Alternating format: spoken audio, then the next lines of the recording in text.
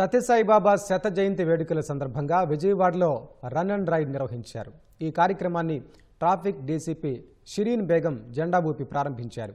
వేలాది మంది cycle rally 5K రన్లో పాల్గొన్నారు.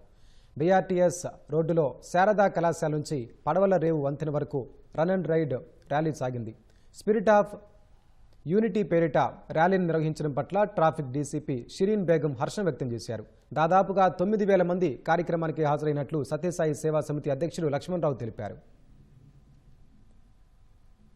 భగవాన్ బాబా వారి 100వ జన్మదినోత్సవ వేడుకల సందర్భంగా ఈ spirit of unity run and ride అనే ప్రోగ్రాం స్వామివారి దయతో జరుగుతుంది. విజయవాడలో 9,000 మంది పైచిలకు పార్టిసిపెంట్స్తో ఈ రన్ అండ్ రైడ్ ప్రోగ్రాం ప్రారంభించబడుతుంది.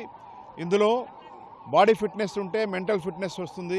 మెంటల్ ఫిట్నెస్లో బాడీ అనేది మూవింగ్ టెంపుల్, అందులో ఆ స్పిరిట్ అనేది ఆనందంగా ఉంటుందని భగవాన్ బాబా వారు లవ్ ఆల్ సర్వ్ ఆల్ అనే ఒక అద్భుతమైన నినాదాన్ని ప్రపంచానికి ఇచ్చారు. అందరినీ ప్రేమించు, అందరినీ సేవించు అనే ఈ నినాదంతో ఈనాడు యూనిటీ రన్ జరుగుతుంది.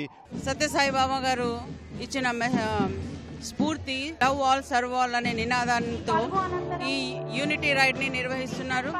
ఇది చాలా సంతోషకరమైన విషయం అండి. దీనికోసం భారీగా జనం కూడా పార్టిసిపేట్ చేశారు. ఈ సందర్భంగా ఆర్గనైజర్స్ ని కొన్ని అపీల్స్ కూడా చేశాము.